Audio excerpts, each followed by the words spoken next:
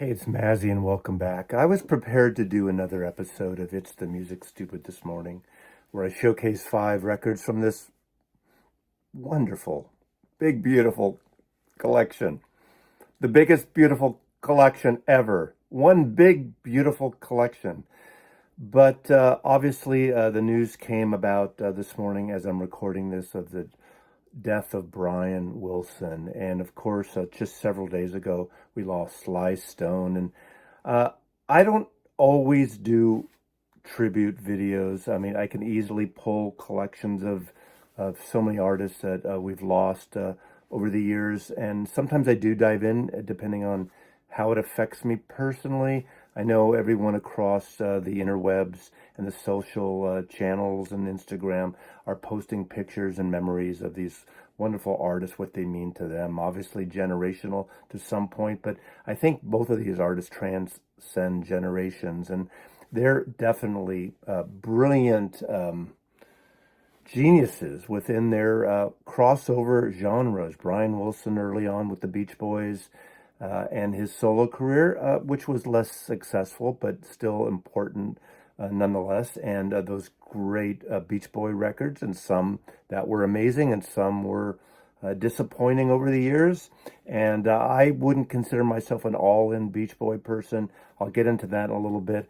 And then there's, of course, Sly Stone from the Bay Area. So we have representatives here of these great California cities of the San Francisco and San Francisco Bay Area, and East Bay and Oakland, and going down to Southern California, Hawthorne, California, the California coastline, and the beautiful Southern California surf music that came about in the early 19 and mid 1960s.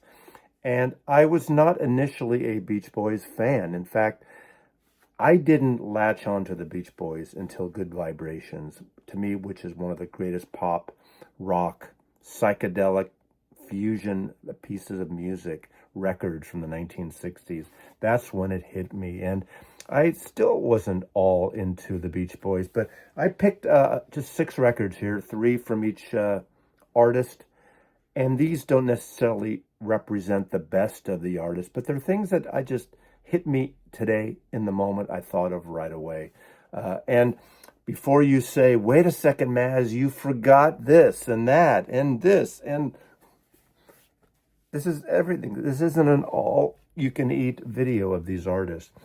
2008, Brian Wilson put this record out, That Lucky Old Sun. Now, it starts and centers around the song Lucky Old Sun, I believe a Frankie Lane song from the late 1940s. And it really represents Brian Wilson's take on California. The Beach Boys were one of the great LA rock and roll bands, one of the great artists and musicians, and they grew up in, they call California Sunshine. A little shout out to a friend of the channel, a friend of mine, Tom Rashawn, who art directed this cover for Capitol Records. This was on Capitol Records. And he took apparently some vintage postcards of these great oranges and, of course, the agriculture of California. Interesting how both these artists represent California and America in their own way, considering what's happening now in California, in Southern California, which is atrocious in its own right. And he even gets into that a little here. Now, Brian Wilson, I would say, the least of all political writers. That wasn't his thing. But writing about Southern California, Mexican heritage, immigrants, on this record is a part of this record. It's a part of the Los Angeles experience. This happens to be a copy that I got from my late friend Coleman, the Coleman Collection, and it was signed by Brian in 2008. Now, my only live experience with him as a solo artist, when I was in Chicago in the early 2000s, I believe. I don't think it was the late 90s. I believe early 2000s. I was showing portfolios of the photographers I represented around Chicago. And after dinner, an early dinner one night, I was walking down back to my hotel and walking right past House of Blues. And I saw on the marquee that Brian Wilson was performing. Tickets were available. I went in. That's when he performed the entire Pet Sounds with this amazing group of musicians. And it was so surprising, and I just fell in love with it. I really, really enjoyed it.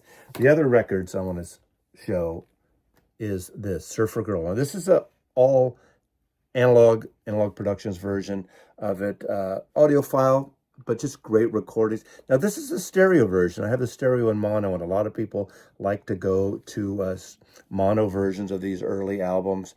But this, to me, is a perfect record to the recording. The vocals, that brotherly, cousinly vocal harmony thing is real, and it's so evident on this. Yeah, the early records, a little more upbeat surfing thing, although you do have little deuce coupe on here.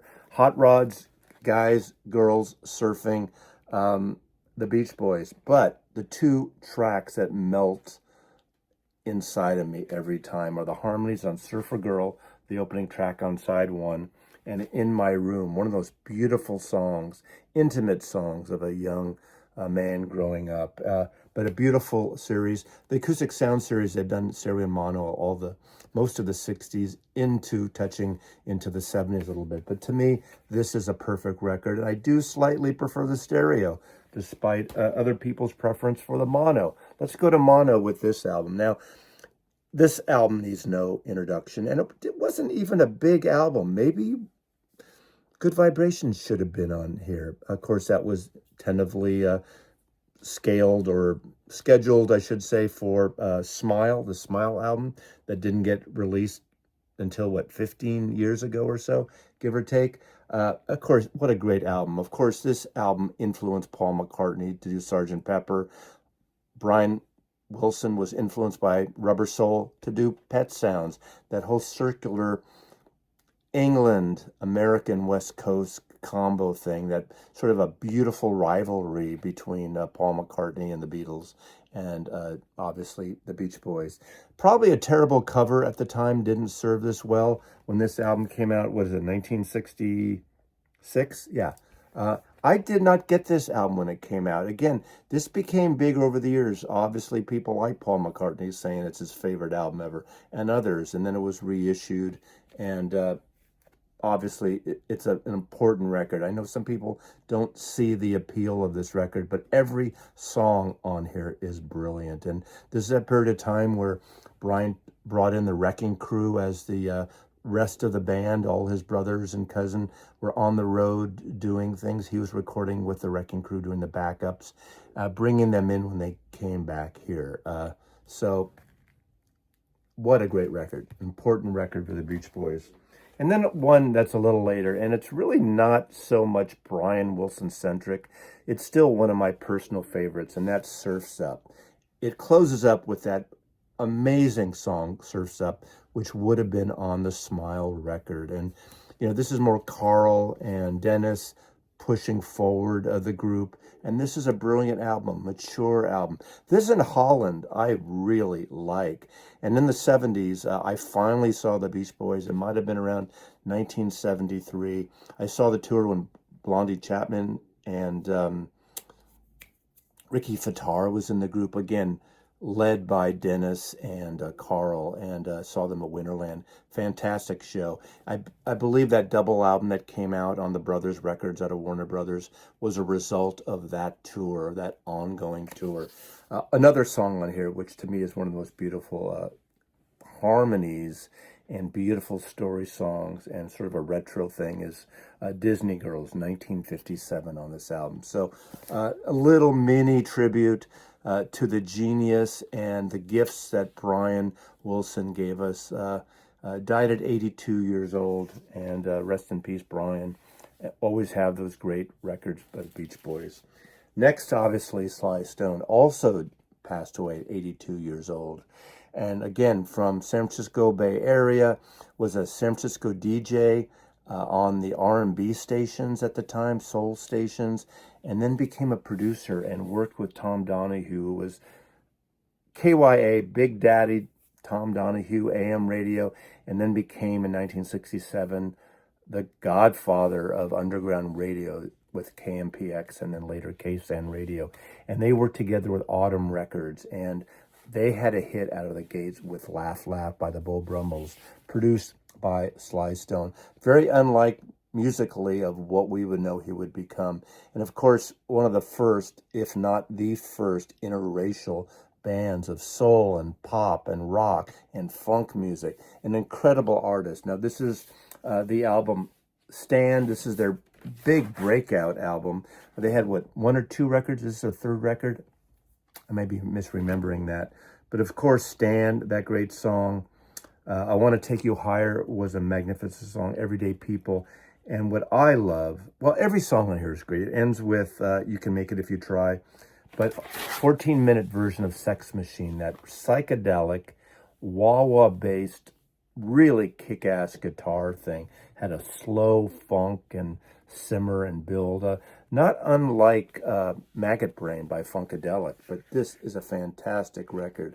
Probably influenced that record, but I love this record by Sly and the Family Stone, Stand. And now an album that really isn't part of the core discography, posthumous live album for a lot of reasons, but I think it's an important record to show. Same year that album Stand came out, they performed at Woodstock, and we would all see it in 1970. And in the last few years, this Woodstock branded series of records by Janis Joplin and Big Brother, Jefferson Airplane, Creedence Clearwater. Sly Stone was definitely one of the most powerful, intense performances at the Woodstock Festival, and especially in the film, along with Santana, that great debut of Santana at Woodstock, and of course The Who also. I'd say those are the 3 primary. A lot of great stuff happened, but I'd say these 3 bands really lifted the heat, the temperature on that Woodstock film when this came out. And this is a fantastic double album with that whole section of I Want to Take You Higher, Dance to the Music, Everyday People. Great double album, Sly and the Family Stone. And then lastly, there's a riot going on, Sly Stone. Now this album needs no introduction, and this album fits right in where we are in 2025, a tumultuous time with government versus states' rights and people rights and immigration and civil rights, what's going on in America. This is a darker album than all the upbeat Sly and the Stone Family records that were very positive, very forward-looking, with a positive aspect of mankind and integration and social justice. And this really shines a spotlight on social and cultural injustice that was happening in the early 70s. This is an amazing record. It's a darker record than they would do, and this is where Sly was working in his own studio, putting things together, putting the groundwork, laying the groundwork for the other artists, the other singers, using electric drums to set the stage here. Probably the most accessible song on here is Family Affair. It's a family affair with that synthetic drum sound, but it actually worked at the time. He didn't overuse it. And yes, to get into social and political things on here, but it's just a brilliant album. And of course, this cover says it all. No type, no title of the album, no title of the artist on here. America, the intensity that was going on in America at this point in the 1970s. Sly and the Family Stone. I believe that is at the Fillmore, maybe, possibly. And there's a live posthumous Fillmore album that came out recently too. But both these artists have deeper catalogs, and I've only scratched the surface here. But I just wanted to do a little bit of a tribute to these great artists, 2 artists we lost, and amongst many others that have given us so much music. And this is a celebration of California. So thanks for watching. I appreciate the support. Go play the music. It's the music. Stupid. Mazzy loves you.